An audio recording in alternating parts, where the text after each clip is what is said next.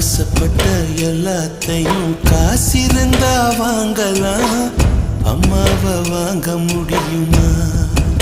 நீயும் அம்மாவை வாங்க முடியுமா?